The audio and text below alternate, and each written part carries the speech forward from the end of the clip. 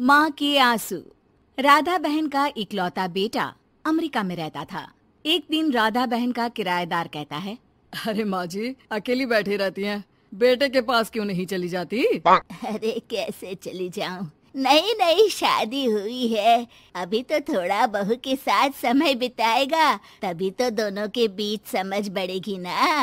अरे कैसी बात कर रही हैं माँ जी, समझ बढ़ाने के लिए 5 साल काफी होते हैं।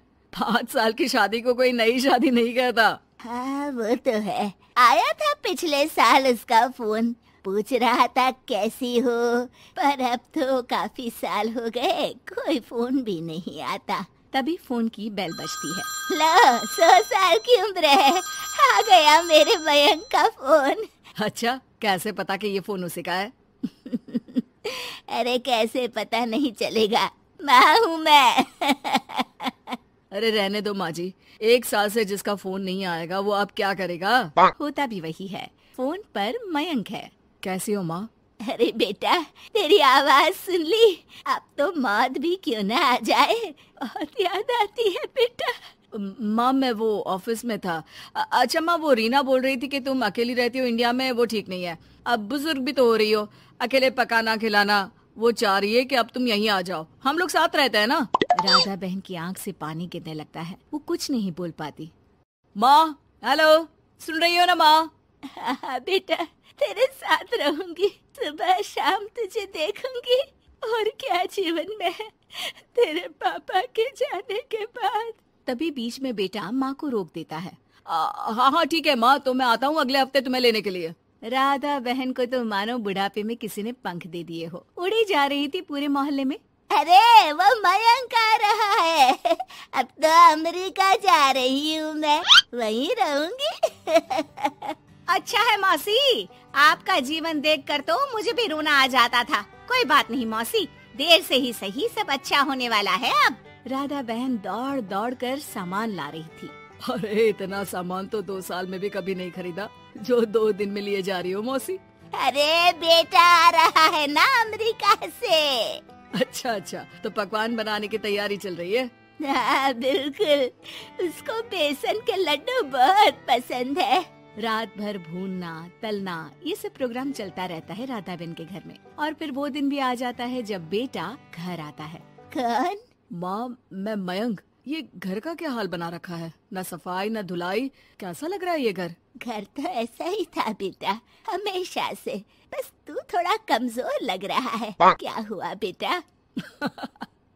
ये कमजोर नहीं फिट होता है माँ। वैसे और बता क्या हाल है तेरे? बेटे के मुंह से हाल पूछने का अंदाज भले ही फॉर्मेलिटी वाला हो, लेकिन राधा बहन की आंख फिर भर आती है। अरे यार ये तुम्हारी हर बात पर रोने की आदत न जाने कब जाकर खत्म होगी। सही कहती है रीना तुम्हारे लिए। रीना बहू क्या कहती है मेरे लिए? यही कि बस यही एक आदत है तुम्हारी माँ की, इमोशनल ब्लैकमेल। अरे यार अब इसमें रोने की क्या बात है?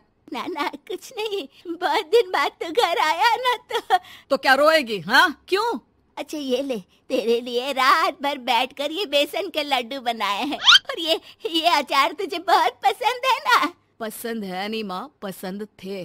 अब तो फिटनेस के लिए ये सारी फालतू चीजें मैं खाता भी नहीं हूँ। ये फालतू चीजें खाकर ही तो तू बड़ा हुआ है बेटा। अब रहने दे माँ, क्या क्या खिलाकर बड़ा क्या है, मुंह मत खुलवा। कौन देशी घी में शक्कर डालकर पराठे के साथ खाता है? वो तो तुझे पसंद थे ना बेटा, तभी तो बनाती थी, नहीं बनाती थी तो रोता था तू। अरे तो रोने देती ना माँ, अब सारी समस्या उसी खाने से है शरीर में। वो तो भला हो रीना का, जो हेल्दी डाइट देकर सब मेंटेन कर रही है। राधा बहन बेटे की आने की खुशी में इतनी दीवानी थी कि उसे बेटे के बात का अंदाज और लहजा समझ में नहीं आ रहा था। अच्छा रुक, पालक वाली दाल बना देती हूँ।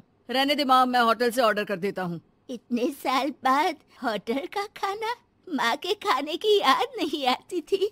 अरे माँ फिर इमोशनल डायलॉग, प्लीज माँ। अच्छा सुन, बहुत कम वक्त है हम लोगों के पास, जल्दी जल्दी सारी पैकिंग कर ले। और हाँ, इस घर को बेचना होगा। कैसी बात कर रहा है? तेरे पापा और मैंने एक एक पाई जोड़कर इस मकान को बनाया था। हाँ पर तो जा रही है ना, फिर कौन मेंटेन करेगा? कैसे क्या होगा माँ, मैं तो अब इंडिया आऊंगा भी नहीं। बेटा तो सो जाता है, लेकिन माँ घर का एक एक कोना घूम घूम कर देखती है। सही बात है, क्यों मोह माया जोड़ रही हूँ मैं इस घर से? आखिर बेटे के साथ रहना ही तो होता है हर माँ बाप को। लेकिन इनकी यादें हर एक कोने में है। खैर, औने पौने दामों में घर को बेच बेटा और माँ एयरपोर्ट के लिए रवाना हो जाते हैं। माँ यहीं बैठ, मैं अभी आया। नहीं नहीं बेटा, मैं साथ रहूंगी, पहली दफा आ रही हूँ ना। अरे माँ, टिकट, बोर्डिंग, सामान, चेक इन, 10 काम है, करके आ रहा हूँ ना। ठीक है, जल्दी आ जाना, यहाँ घबराहट होती रहेगी।